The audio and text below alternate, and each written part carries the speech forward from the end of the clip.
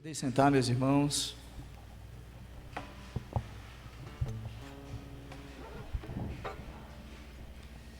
Eu vou saudar com a graça e a paz do nosso Senhor Jesus Cristo.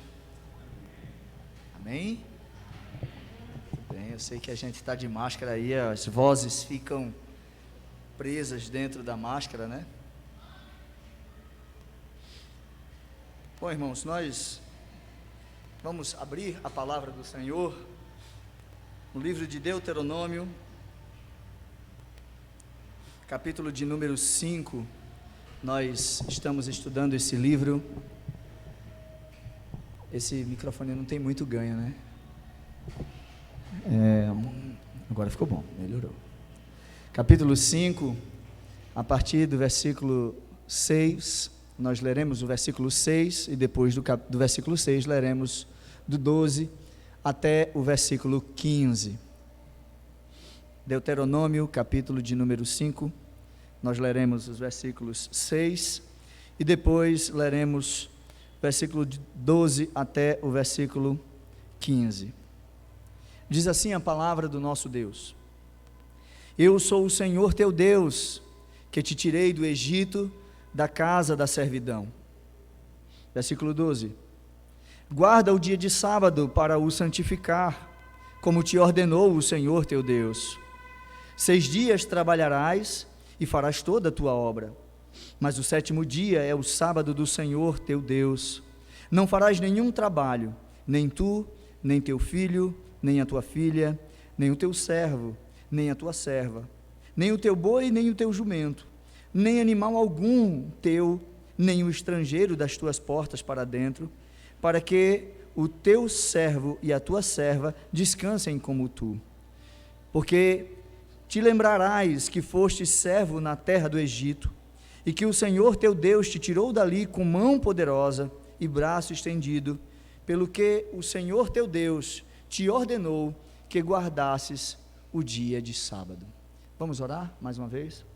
Ó Pai bendito, Deus que nos dá a sua palavra como regra única de fé e obediência, pedimos a orientação do teu Santo Espírito e a iluminação dele para que nós possamos compreender as verdades contidas nesse texto e usarmos para o louvor do teu nome.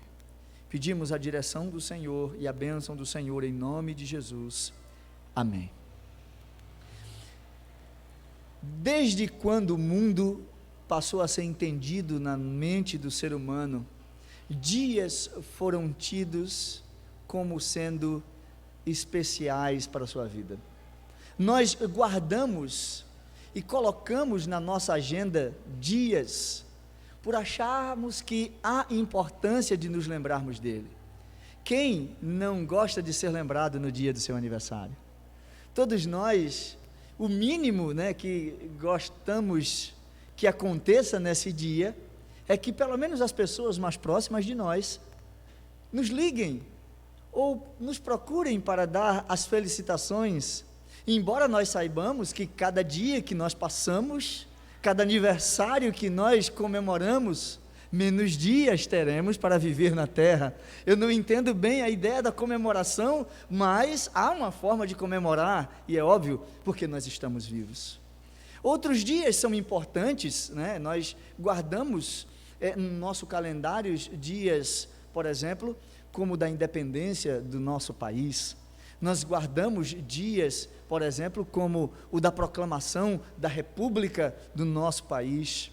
E alguns outros dias que são comemorados como datas religiosas importantes, que nós não deixamos de guardá-las. Por exemplo, o Natal. Quem quer passar um ano sem comemorar ou guardar o Natal? Quem quer passar um ano sem comemorar a Páscoa? Vejam, ter calendários faz parte da nossa agenda, da nossa vida. Nós temos também outros dias que são tidos como importantes para nós. O dia de receber o salário. Ei, dia bom, né? Esse dia é o dia mais esperado, talvez, de qualquer pessoa, em qualquer lugar do mundo.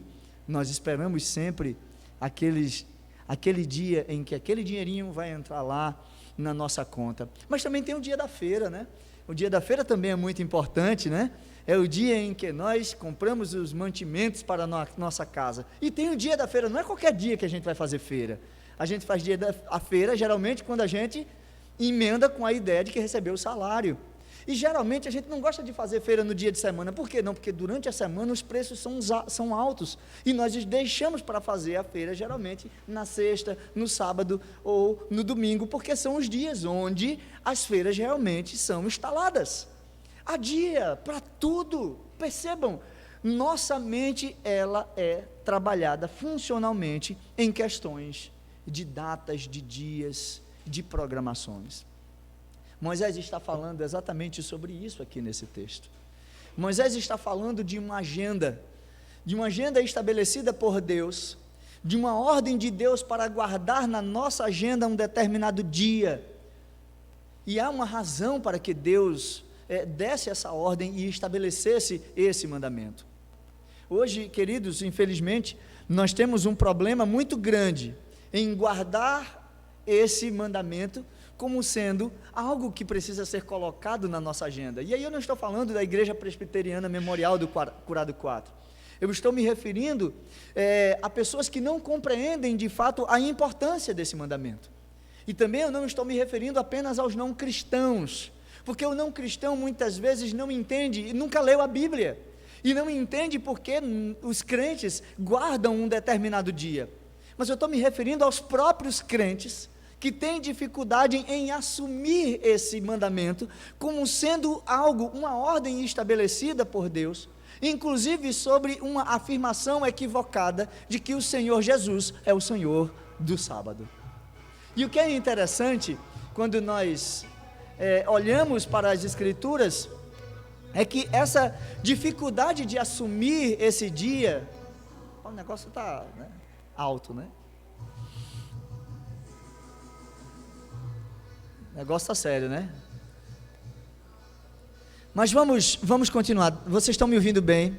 Se vocês não se concentrar na batida aí, dá para a gente guardar, mas melhorou o som.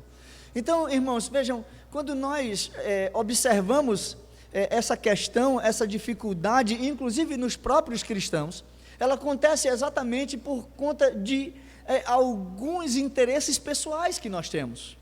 Primeiro, porque nós não nos aplicamos a entender o que de fato o mandamento nos ensina, e depois porque nós queremos e temos interesses particulares envolvidos na quebra do próprio mandamento propriamente dito. E aí nós acabamos por dizer que Jesus é o Senhor do sábado, porque Ele diz isso e diz de fato na sua palavra, e usamos esse argumento como uma justificativa para transformar os 10 mandamentos em 9. Na verdade, a gente esqueceu que 10 mandamentos são 10, não são 9. E a gente tenta extrair esse mandamento, esse quarto mandamento, usando dessa premissa. Então, o que nós vemos aqui? Nós vemos Moisés, domingo após domingo, mostrando para nós, através do seu discurso, que nós temos deveres para com Deus. Ele começou falando a nossa necessidade de adorar o Senhor e apenas o Senhor, e que nós devemos fazer isso sem evocar nenhuma imagem para representar esse Deus.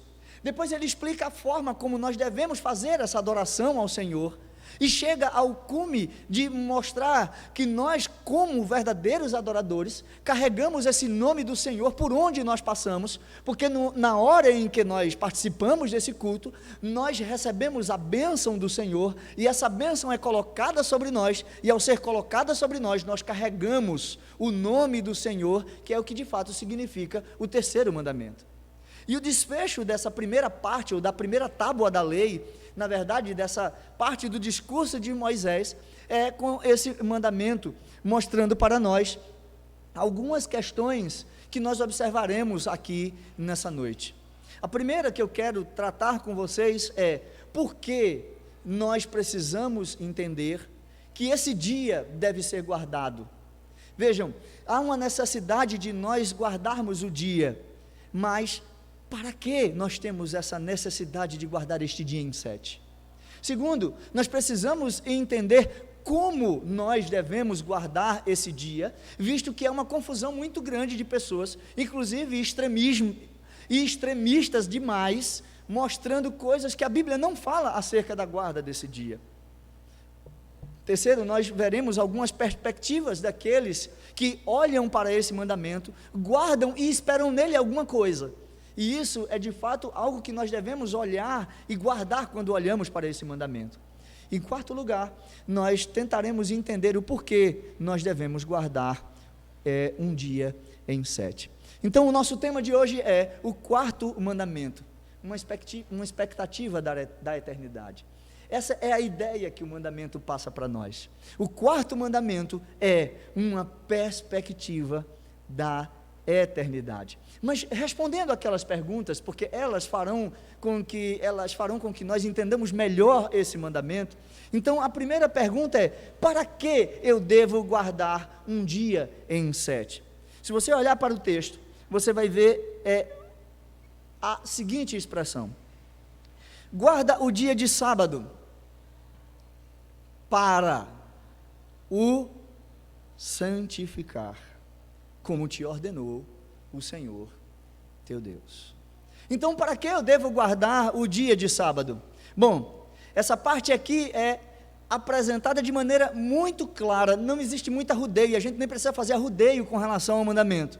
Antes de mais nada, a gente precisa observar que a razão pela qual o sábado foi estabelecido está muito clara aqui: para o santificar. E aí eu preciso passar algumas informações para vocês, para que vocês entendam essa ideia do que é santificar. Bom, a palavra santo significa separado, não é isso?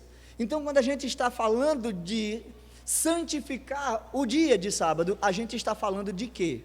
De separação. Então, a ideia desse dia aqui é de nós separarmos para uma finalidade específica. A ideia de santificação, a expressão aqui no original, nos leva a esse entendimento de que o dia deve ser separado para uma determinada finalidade.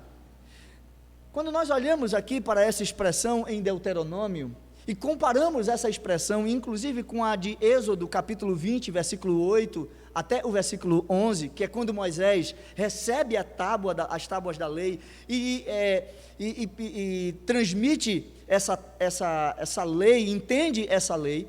Ali a expressão no quarto mandamento é diferente da que está aqui no capítulo 5 de Deuteronômio. Lá a expressão é: lembra-te do dia de sábado. Não sei se vocês já perceberam que lá ele está mandando com que nós nos lembremos, e aqui ele está mandando que nós o guardemos. Duas informações que se completam. Primeiro, vejam, a importância desse dia é fixada na ideia da necessidade de nós lembrarmos. E lembrar é uma coisa que nós precisamos, porque nós somos esquecidos. Depois da queda, depois da desobediência, o homem passou a ter algumas atitudes não compreensíveis, e uma delas é esquecimento. Vejam, esqueça por acaso o dia do aniversário da sua esposa. Isso vai ser um problema muito grave para os irmãos que são casados, porque esse é um dia em que ela não admite que você esqueça. Quer ver outro dia que, se você esquecer, você vai ter um problema muito grande? É o dia do casamento. Se você esquecer o dia do casamento de vocês, rapaz, uma vez eu errei o dia, só o dia, né? Não foi nem um mês, eu errei o dia. Mas, rapaz, pense numa coisa interessante, a cara de Marcelo olhando para mim, né? Não foi esse dia, foi outro, né? Quer ver outra coisa? Esqueça o dia do aniversário do seu filho. É um problema muito grande. Nós temos a necessidade de sermos lembrados das coisas, e isso acontece constantemente. Nós precisamos primeiro atinar para a lembrança desse dia, porque esse dia, segundo o mandamento, deve ser separado para uma determinada finalidade, e nós precisamos ensinar, transmitir essa verdade. Então, a ideia aqui de lembrar e guardar dá no mesmo, porque quando ele está falando de lembrança e quando ele está falando de guardar, é que um está trazendo o caráter da lei sendo dado, e no outro nós temos um caráter mais exortativo, porque o livro de Deuteronômio é um livro de exposição de sermão. Então aqui Moisés dá um caráter interpretativo já à questão da guarda desse dia. E é interessante porque essa diferença mostra o quanto Moisés queria que o povo entendesse de fato a ideia do mandamento. Então, o que nós vemos aqui é um mandamento que é o primeiro, que traz para nós a ideia de que nós precisamos lembrar, e agora não existe uma negativa no mandamento, nós temos aqui uma ideia expressa da necessidade de não esquecermos e também de separarmos. Então, para que, é a primeira ideia, né? Para que guardar um dia em 7? Para uma determinada finalidade.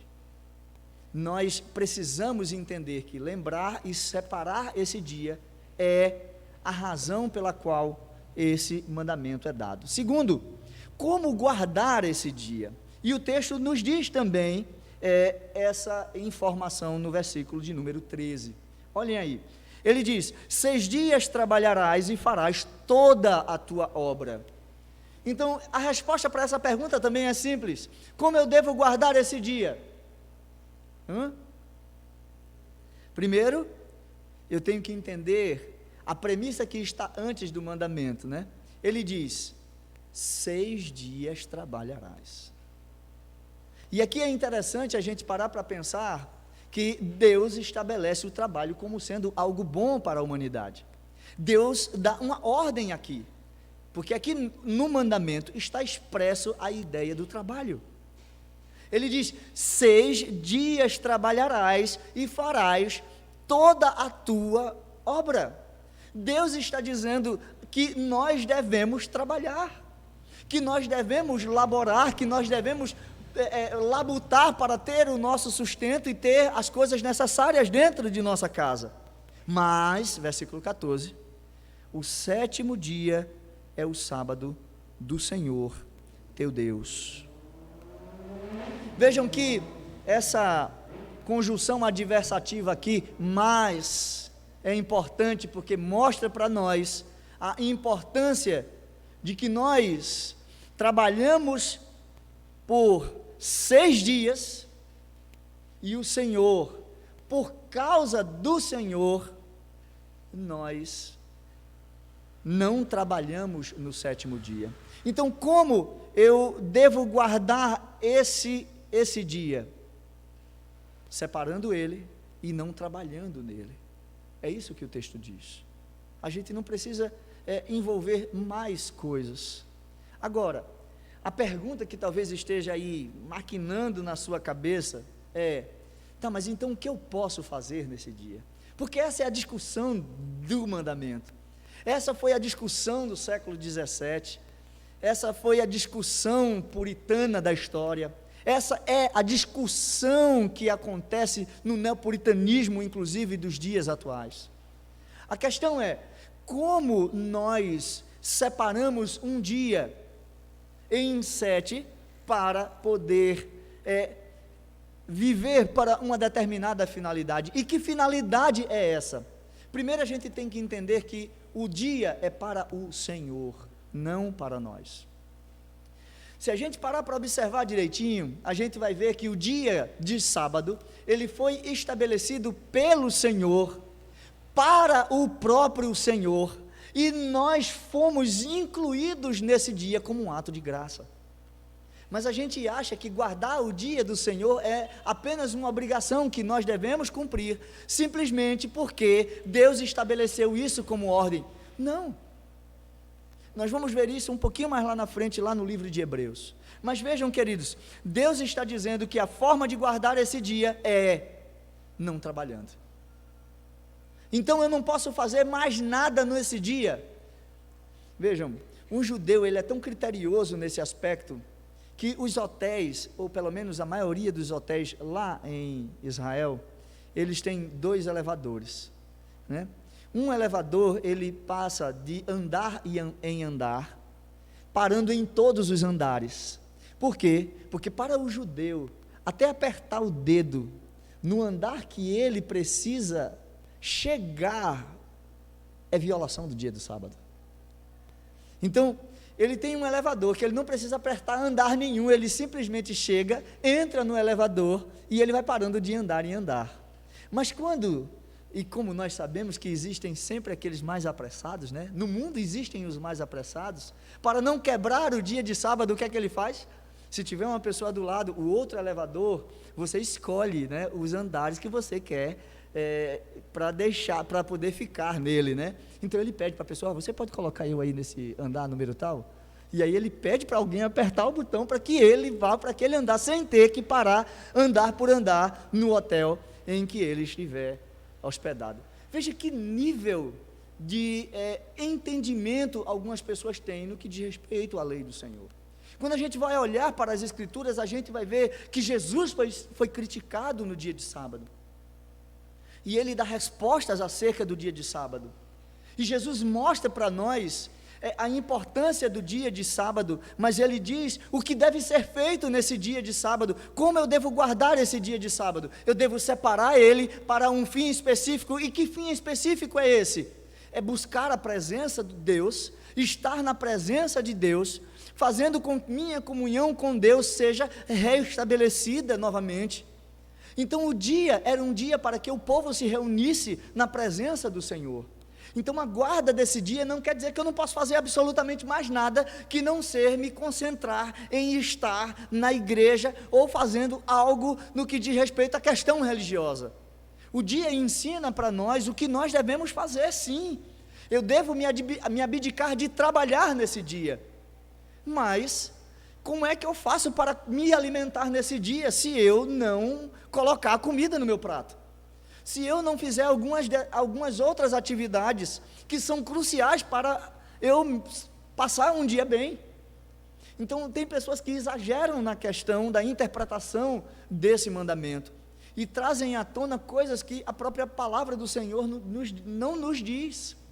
Jesus, sendo questionado, até disse, olha, você não viu que lá no passado Davi colheu espigas e comeu? Ele também se alimentou dos pães que apenas o sacerdote deveria se alimentar, e ele não violou nada. Por quê? Porque nós não podemos nos colocar na condição em que o dia é mais importante do que o homem, e Jesus disse isso. Ele disse para nós que o dia de sábado foi feito para o homem, não o homem para o sábado. Então nós entendemos que há uma graça sendo manifestada aí, dizendo para nós que nós recebemos do Senhor a graça de ter esse dia em 7. Terceira pergunta é: por que nós temos que guardar esse dia? E essa é uma pergunta interessante. O texto nos diz: 6 dias trabalharás e farás toda a tua obra, mas o 7º dia é o sábado do Senhor teu Deus. Não farás nenhum trabalho, nem tu, nem teu filho, nem tua filha. E aí uma pausa, irmãos, que tem alguns filhos que não trabalham dia nenhum, e aí não tem dificuldade nenhuma dele guardar aqui o dia de sábado, né? Mas é o único dia que ele não consegue guardar, né? Ele não trabalha dia nenhum, mas no dia de sábado ele quer fazer alguma coisa que não seja o guardar o dia do Senhor. Nem o teu servo, nem a tua serva, nem o teu boi, nem o teu jumento, nem animal algum, nem estrangeiro das tuas portas para dentro, e assim por diante. Aí ele entra no versículo 15, ensinando por que nós temos que guardar esse sábado. Ele diz: porque te lembrarás que foste servo na terra do Egito, e que o Senhor teu Deus te tirou dali com mão poderosa e braço estendido, pelo que o Senhor teu Deus te ordenou que guardasse o dia de sábado.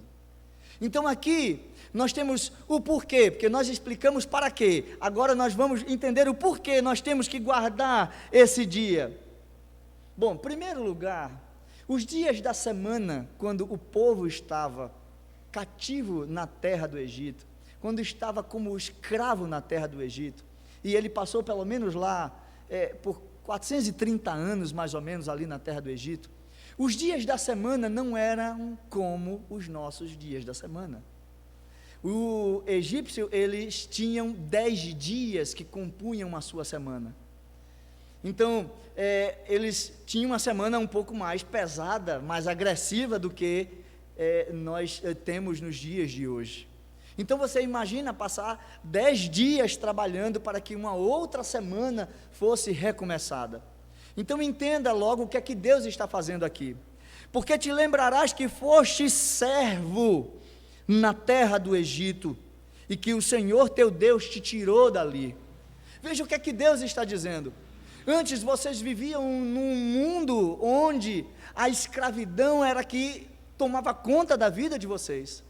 E eu libertei vocês da terra do Egito, para mudar o calendário de vocês, para mostrar para vocês agora que não são mais 10 dias, mas será um dia em 7, a semana terá 7 dias, 6 dias vocês trabalharão, e um dia vocês reservarão, para se lembrar, que eu tirei vocês da escravidão do Egito, eu tirei vocês de lá, com o braço estendido, com mão poderosa, pelo que eu, o Senhor, o teu Deus, te ordeno que guardes esse dia de sábado, para que vocês lembrem disso.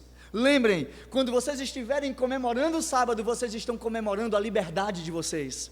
Quando vocês estiverem guardando esse dia, vocês estão dizendo: eu estou livre de ter uma vida de escravidão em 10 dias de trabalho, mas agora eu preciso apenas trabalhar 6 dias para me sustentar, porque eu confio no Senhor que me dará o 7º. Então aqui nós vemos que a guarda desse dia tinha uma razão, um porquê para ele ser guardado, que é diferente, inclusive, daquilo que está lá em Êxodo. Se você voltar um pouquinho lá para o livro de Êxodo, você vai ver em Êxodo 20, versículo 8, ele dizendo: 6 dias trabalharás, mas o 7º dia, versículo 10, é o sábado do Senhor teu Deus, não farás. Aí ele vai repetir basicamente o que está lá no versículo 11, aliás, no versículo 15, versículo 14 e 15, e aqui no versículo 11 ele diz uma coisa importante. Ele diz: porque 6 dias fez o Senhor os céus e a terra, o mar e tudo que neles há, e o 7º dia descansou. Por isso o Senhor abençoou o dia de sábado e o santificou.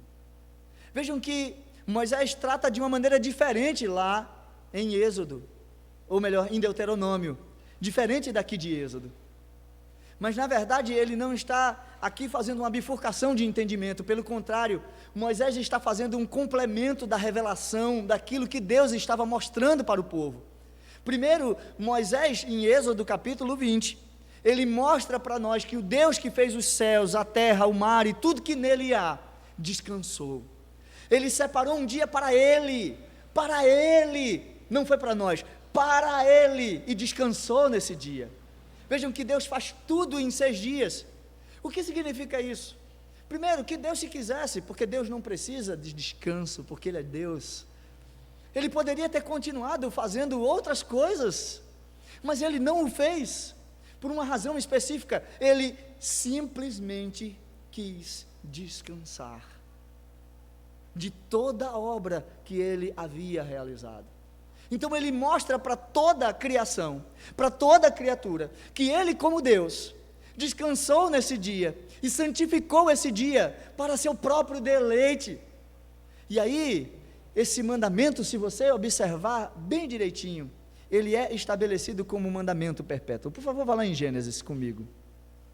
Gênesis, no finalzinho do capítulo 2, aliás, no início do capítulo 2,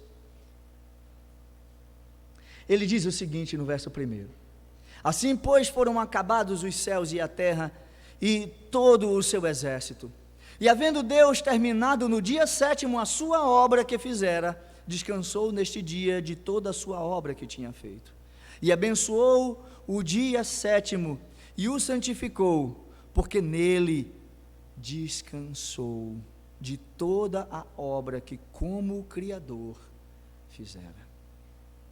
Ele separou, a ideia de novo, santificou aqui ele separou esse dia, porque nesse dia ele descansou da obra que ele havia feito. Então, irmãos, quando nós olhamos para esse mandamento, nós entendemos o porquê nós devemos guardar esse dia, porque o nosso Deus, ele é a referência para nós. Se Deus, que é o nosso Pai, o Senhor, separou esse dia e santificou esse dia para nós, para que nós descansássemos assim como Ele, eu pergunto, por que nós não o fazemos? A pergunta maior é, será que nós sabemos mais do que Deus? Que é Senhor dos céus e da terra e Criador de todo o universo, será que nós sabemos mais do que Deus o que é mais importante para nós? Eu não preciso descansar, pelo contrário, eu preciso produzir, eu tenho que vender, eu tenho que trabalhar, eu preciso sair, eu preciso comprar, eu preciso fazer alguma coisa, porque para mim, esse dia não tem nada a ver. Isso é porque a gente está exagerando na interpretação? Não. Jesus, inclusive, proibiu, no dia do Senhor, no dia em que o povo ia para o templo, ele joga as mesas dos cambistas no chão, porque estava dizendo que a casa do Senhor estava virando covil de salteadores, porque no dia do Senhor o pessoal estava comercializando, trabalhando, vendendo e comprando nesse dia. Mas veja qual é a ideia ali que ele está mostrando para nós. Ele está mostrando que no momento da adoração, no momento em que nós deveríamos estar pensando em estar na casa do Senhor, servindo ao Senhor, nós estamos fazendo comércio, nós estamos trabalhando. A ideia é, não trabalhe neste dia. Essa é a ideia do mandamento, esse é o princípio do mandamento. E um judeu, que é judeu de fato, ele não fecha nenhum negócio no dia do Senhor. Porque, para ele também, fechar negócio é trabalhar no dia do Senhor, então ele deixa para o primeiro dia da semana para fechar as suas negociações. Mas nós, se não fecharmos um negócio hoje, meu irmão, eu não posso perder, porque se eu perder, como é que eu vou ficar? Não é, irmãos? Aí a gente mostra o quanto a gente confia no Senhor, que nos sustenta todos os dias. Aí parece que a gente esquece do cenário do maná. Deus dá o maná para o povo, e diz para o povo, coletar o maná todos os dias, não é verdade? E diz para o povo, olhe, pegue apenas a medida de um dia, porque você não precisa guardar para o dia seguinte, o Senhor vai dar para você o que é necessário. O que é que o judeu fez? O que foi que o povo fez? Coletou o maná dobrado, e o que é que aconteceu com o maná que ele coletou a mais? Mofou. Ficou cheirando a podre. Sabe por quê? Porque Deus estava mostrando para o povo que o povo deveria confiar no Senhor. Mas nós não fazemos isso. E olha, isso não é de agora, tá, irmãos? Isso já é de tempos atrás. Nós não damos confiança ao Senhor. Mas veja o que é que ele diz no dia de sábado.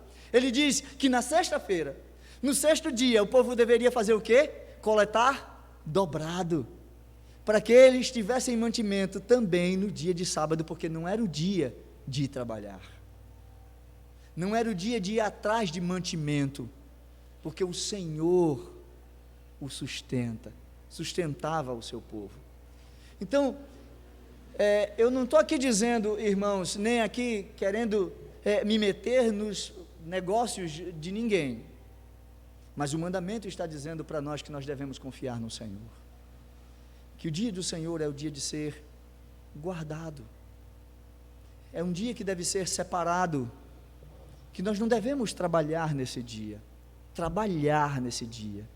O que é que nós devemos fazer nesse dia? Vir à casa do Senhor, adorar o Senhor, descansar também, ficar com a família, ter um momento de entendermos a importância de lembrarmos que o Senhor fez os céus, a terra, para nós, e que Ele descansou dizendo para nós, olha, isso é importante para você, e que nesse dia o Senhor está lembrando, você era escravo, mas agora você é livre, porque agora eu te libertei com mão forte das garras do pecado. Porque esse é o significado da libertação da escravidão do Egito.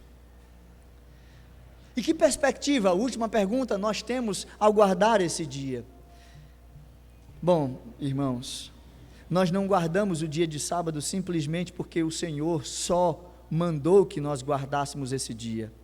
Mas há uma ideia que deve estar entranhada em nossas mentes, guardadas em nosso coração. Vejam, queridos,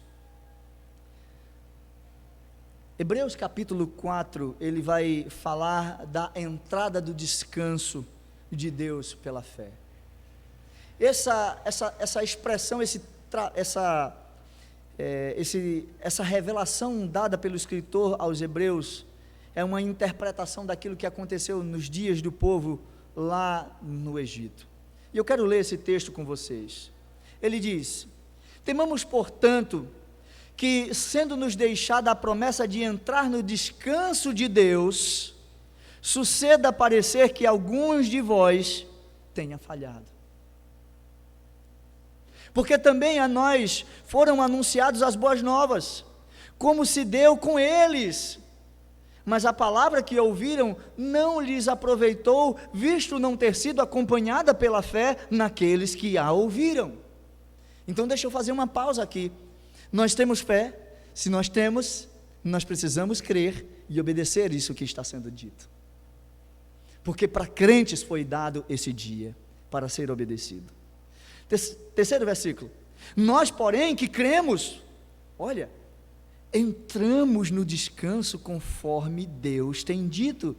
Assim jurei na minha ira, não entrarão no meu descanso, embora certamente as obras estivessem concluídas desde a fundação do mundo. Percebam aqui o que Deus está dizendo.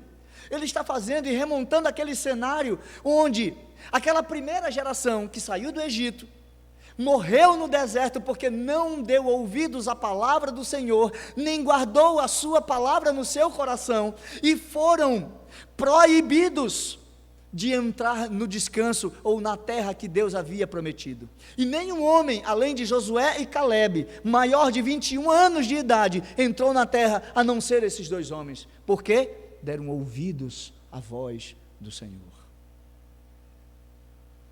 Então, quando ele diz, nós porém que cremos, entramos no descanso, porque ele está se referindo àqueles que de fato creram e não duvidaram da promessa do Senhor.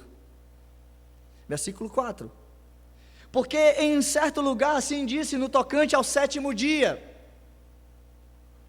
e descansou Deus no sétimo dia de todas as obras que fizera, e novamente no mesmo lugar, não entrarão no meu descanso. Olha Deus dizendo de novo a mesma coisa aqui. Sabe o que é que Ele está dizendo para nós? Que se nós não estamos preocupados em guardar esse dia, que se nós não estamos preocupados em nos lembrarmos, em atentarmos para o que esse dia é, para o que esse dia representa, a perspectiva futura desse dia, nós não estamos preocupados em participar do verdadeiro dia, do dia que o Senhor nos chamará para o descanso eterno. Percebe, irmãos, a seriedade disso? Ele diz isso, e novamente, no mesmo lugar, não entrarão no meu descanso. Versículo 6: visto, portanto, que resta entrarem alguns nele, e que por causa da desobediência, não entraram aqueles aos quais anteriormente foram anunciadas as boas novas. De novo, determino certo dia, hoje, falando por Davi, muito tempo depois, segundo antes fora declarado, hoje, se ouvires a sua voz, não endureçais o vosso coração. Se nós, irmãos, estamos ouvindo essa convocação de Deus, para guardar e separar esse dia, não devemos endurecer os nossos corações. Ora, se Josué lhes houvesse dado descanso, não falaria posteriormente a respeito de outro dia. Portanto, resta um repouso para o povo de Deus.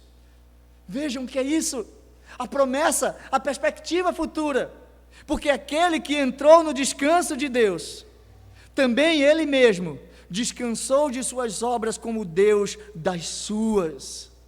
Vejam o que é que representa Cristo no Antigo Testamento, executando no Novo Testamento a obra que o Pai havia designado para ele, de sofrer, de morrer até a morte, morte de cruz, de nos ser exemplo para entrar no descanso, assim como o Pai também entrou no descanso, e como a primícia de todos aqueles que dormem, nos chamar para si mesmo e nos levar para a sua presença. Veja como o escritor aos Hebreus termina, ele diz: esforcemo-nos, pois, por entrar naquele descanso, a fim de que ninguém caia segundo o mesmo exemplo de desobediência que foram com aqueles lá do passado. Nós somos convocados a isso, queridos. Então eu quero concluir essa exposição trazendo à tona para vocês a importância do dia do Senhor, de que se existe alguma coisa mais importante no sétimo dia para você fazer, coloque ela dentro do sexto dia, ou de um dos 6 dias. Mas pastor, meu dia, minha semana é muito corrida, minha semana é muito conturbada, minha semana é muito cheia, muito carregada, quando chega o sábado eu vou dormir de meia-noite, e quando é o domingo eu não aguento, pastor, eu preciso descansar, se eu for para a igreja eu vou ficar dormindo no banco. O senhor acha melhor eu ir para a igreja e ficar dormindo no banco? É melhor eu ficar na minha casa, porque eu não vou prestar atenção no que você está falando, pastor. Querido, se você olhar para o texto, você vai ver que Deus já te libertou dessa vida, e que não existe nada mais importante na sua vida, de que você atentar que Deus te deu 6 dias para você cuidar da sua vida. Mas o sétimo, Deus está te oferecendo como graça, para descansar e contemplar o dia, o grande dia, que Ele nos chamará para Ele. Então, se você tem a expectativa, e aí eu gosto de sempre falar isso, hoje eu não vou ter muita aplicação não, a aplicação vai ser essa. Queridos, se nós não temos alegria em guardar um dia em 7 para o Senhor, imagine o que vai ser você guardar a eternidade para Ele. Você já parou para pensar isso? Porque lá será para sempre o dia do Senhor. Nós estaremos para sempre no descanso eterno de Deus. É isso que você quer? Ou você quer trabalhar, labutar a sua vida, inclusive no descanso eterno que Deus vai lhe dar? Deus não está dizendo para você parar de trabalhar. Inclusive eu acho que tem muitas igrejas, não estou falando da nossa, mas também serve para nós pensarmos, que nos dias de trabalho criam tantas atividades para os membros da igreja, que eles não conseguem pensar naquilo que Deus disse: 6 dias trabalharás. E aí as pessoas trabalham tanto, mas tanto que o momento que ela tem até para descansar, ela precisa estar fazendo alguma coisa. O dia do Senhor, esse é o dia especial. Esse é o dia que nós devemos guardar para nos lembrar. Essa é a nossa maior programação. Esse é o calendário que não deve ser esquecido. E eu digo para vocês, irmãos, eu posso esquecer o dia até do aniversário da minha esposa, mas eu não posso esquecer do dia do Senhor. Eu posso até esquecer do dia do aniversário de casamento, mas eu não posso esquecer do dia do Senhor, porque esse é o dia mais importante, que eu devo me lembrar para guardar, porque assim o Senhor nos ordenou. Amém? Vamos orar? Pai, nós te louvamos pela tua palavra. Obrigado porque o Senhor tem nos ensinado como nós devemos guardar esse dia para o Senhor. Ajuda-nos, pois sabemos como é difícil, visto nós estarmos no mundo contaminado pelo pecado. Ajuda-nos, ó Pai, para servirmos a Ti de maneira que Te agrade, em nome de Jesus. Amém. Bom, meus irmãos, agora nós teremos o nosso momento de Santa Ceia. Eu gostaria de convidar os presbíteros aqui à frente. Paulo, na carta aos Coríntios, ele disse, no capítulo de número 11, Versículo 23, ele falou o seguinte: porque eu recebi do Senhor o que também vos entreguei, que o Senhor Jesus, na noite em que foi traído, tomou o pão, e tendo dado graças, o partiu e disse: isto é o meu corpo, que é dado por vós, fazei isso em memória de mim. Por semelhante modo, depois de haver ceado, tomou também o cálice, dizendo: este cálice é a nova aliança no meu sangue, fazei isso todas as vezes que beberdes, em memória de mim. Porque todas as vezes que comerdes esse pão e beberdes o cálice, anunciais a morte do Senhor, até que venha. Bom, nós temos aqui uma explicação de Paulo acerca da ceia do Senhor. Geralmente eu não leio esse texto, vocês geralmente me veem ler Mateus, Lucas, Marcos, geralmente eu leio o Evangelho, que é o texto que fala exatamente da comemoração, da celebração da ceia. Paulo está fazendo uma instrução por carta aqui, sobre como deve ser a ceia do Senhor. E ele trata primeiro aqui daquilo que o Senhor Jesus coloca como sendo os elementos para essa celebração. O Senhor Jesus aqui coloca dois elementos importantes: o pão, que representa, simboliza o seu corpo, que é dado por eles, era dado pelo povo, e que isso deveria ser utilizado em memória dele. E do mesmo modo, ele pegou o cálice do vinho, e esse cálice representava uma nova aliança. E é aqui que eu queria falar para vocês. Vejam que, quando ele está falando de uma nova aliança, ele não está invalidando a antiga aliança. Em nenhum momento as alianças que foram dadas desde o primeiro pacto, ou da primeira aliança, foi anulada. Pelo contrário, uma aliança, ela se envolve com a outra, e ela vai criando um ciclo de entendimento na revelação do pacto de Deus. E aqui nós podemos ver a glória de toda a aliança, porque uma aliança foi feita dentro da história com Abraão, uma aliança foi feita dentro da história com o povo de Israel, uma foi feita lá com Davi. Nós vamos ver várias alianças sendo estabelecidas com o povo, mas todas partem do mesmo pressuposto, a ideia em que um dia alguém viria para poder resolver definitivamente a nossa questão do pecado para com o Senhor. A ideia aqui da aliança mostra que Deus não abandona o seu povo. Por isso que ele utiliza esse meio para nos mostrar que um representante estaria assumindo o nosso lugar, porque ele era perfeito, ou melhor, porque ele é perfeito, e na sua perfeição ele satisfaria a vontade de Deus. Jesus é o verdadeiro símbolo da nossa aliança, porque ele mostra para nós o quanto nós precisamos de que ele nos represente em tudo. Ele mostra para nós que se não fosse Jesus, nós estaríamos perdidos. Primeiro, Deus exigia perfeição na sua lei. Quem de nós poderíamos obedecê-la? Ninguém. Ele exigiria de nós um sacrifício perfeito. Quem de nós poderia fazê-lo? Porque nós não somos perfeitos.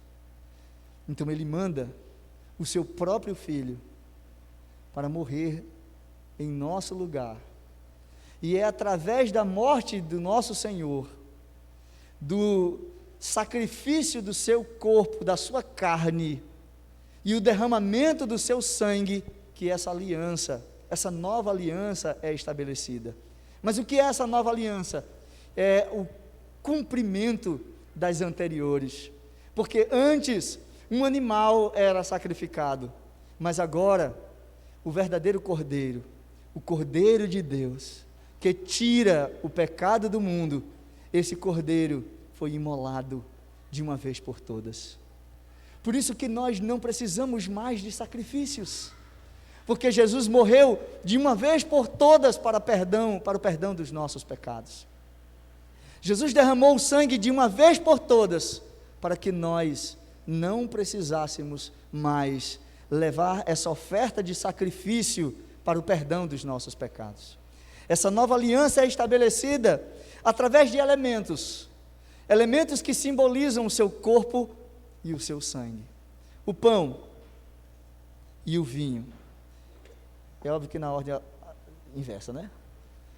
O pão e o vinho, que representam o corpo e o sangue de Jesus, que agora, ao serem apresentados e tirados do seu uso comum, são levados à nossa consciência de que um dia Deus deu a sua vida por nós,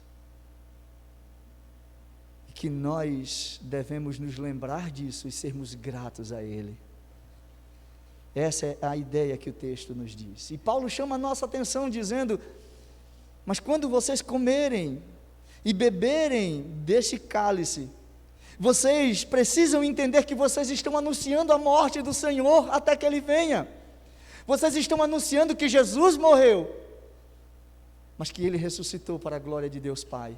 E quando Ele vier, Ele vai nos chamar de volta para a sua presença. Por isso, aquele que comer o pão e beber do cálice indignamente, será réu do corpo e do sangue do Senhor. Porque nós não estamos tratando o seu sacrifício, a sua morte, de maneira digna, de maneira justa. Mas quem somos nós então? Todos os dias somos indignos de participarmos nessa mesa.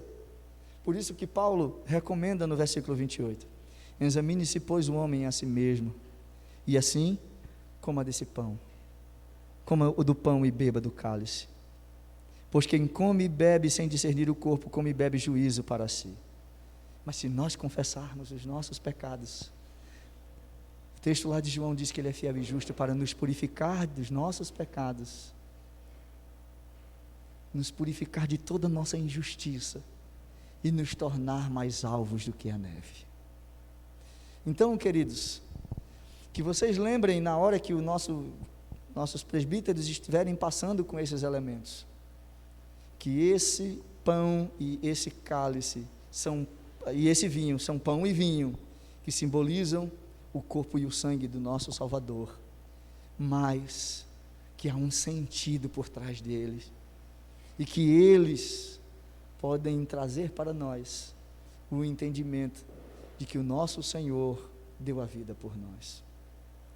Vamos fazer isso nesse momento, nós vamos orar, e eu gostaria de dizer que você que talvez esteja nos visitando, porque às vezes a gente acaba passando batido, se você estiver nos visitando e for membro de uma igreja genuinamente evangélica, saiba que esse momento não é um momento da Igreja Presbiteriana Memorial do Curado 4. Essa mesa é a mesa do Senhor, e todos aqueles que estão em comunhão com o Senhor podem comer desse pão e beber desse cálice. Então, coma e beba para a glória do nosso santo Deus. Nós faremos isso, nós estaremos orando nesse momento. Senhor Deus, nós te apresentamos, ó Pai, esses elementos, pedimos que o Senhor os tire do uso comum.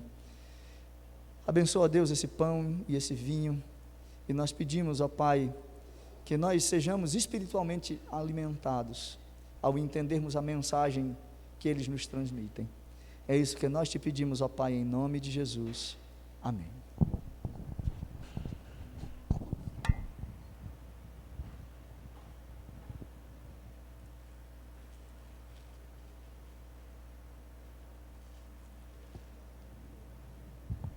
Nosso diácono vai dar uma ajudinha também, preparando aí os irmãos que forem coletando, forem pegar os elementos, tá bom? Vamos lá.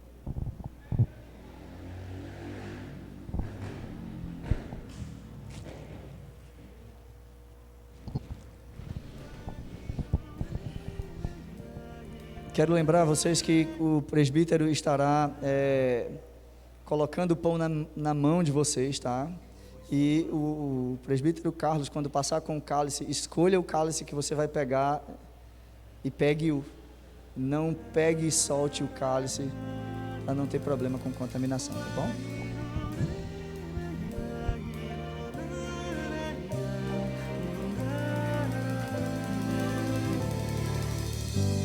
Foi sua voz que fez nascer toda a luz. Foi sua mão que pôs estrelas nos céus. Seu nome é maravilhoso, Conselheiro, Deus forte, Príncipe da paz, o Pai de toda a eternidade.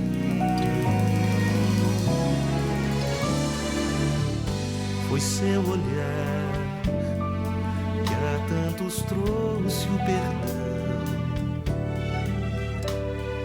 Foram seus pés que andaram por cima do mar.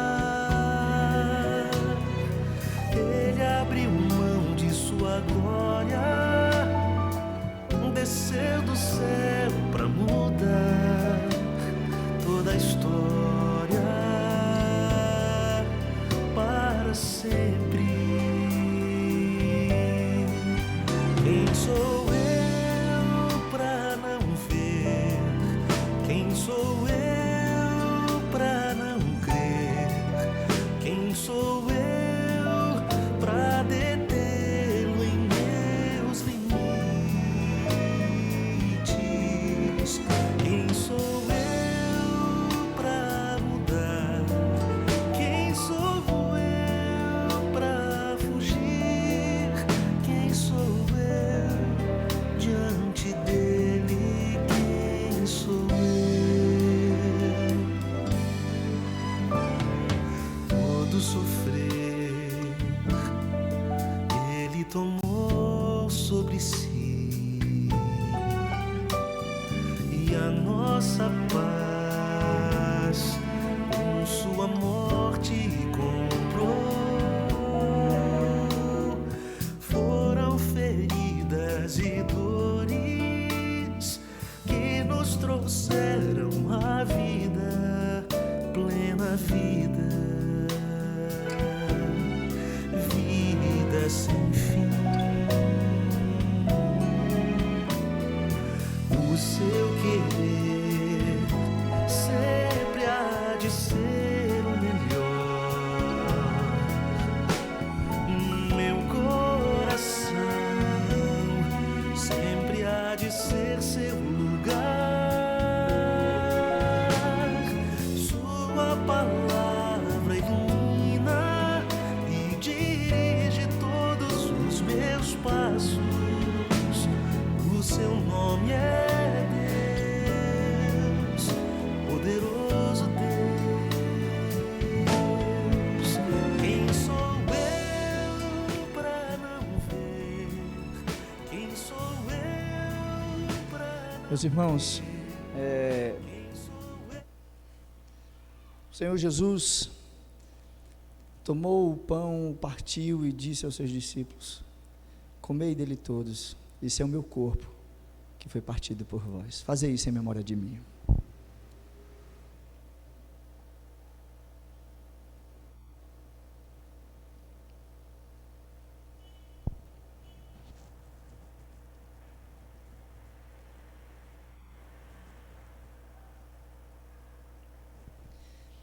Semelhantemente, depois de comer o pão, ele tomou o cálice, tendo dado graças, e disse: bebei dele todos, esse cálice é a nova aliança do meu sangue. Fazei isso toda vez que beberdes em memória de mim.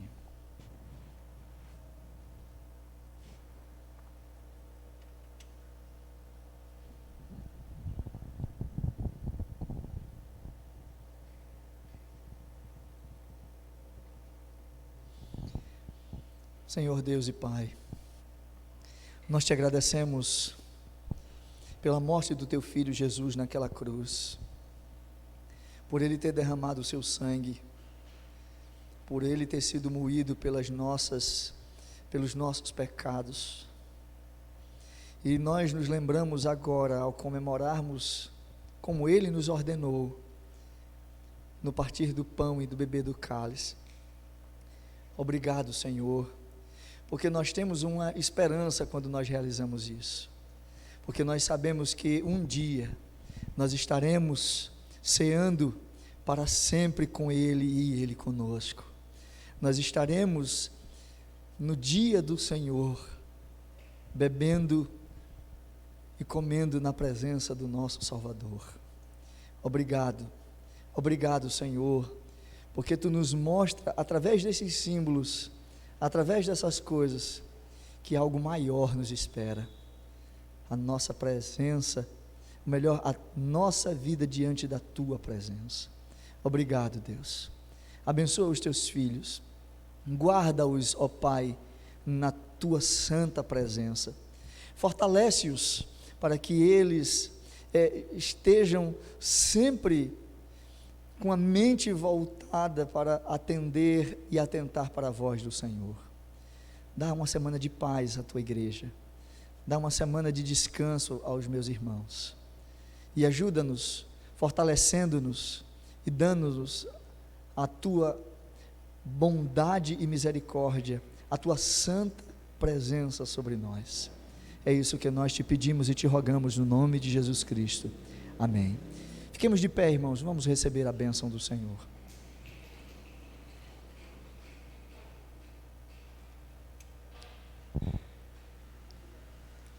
E vós que antes não erais povo, mas agora sois povo do Senhor, que antes não tinhas alcançado misericórdia, mas agora alcançaste misericórdia, que o Senhor vos abençoe e vos guarde, que o Senhor faça resplandecer o seu rosto sobre vós e tenha misericórdia de vós, que o Senhor sobre vós levante o seu rosto e vos dê a paz, hoje e para todo sempre, meus irmãos.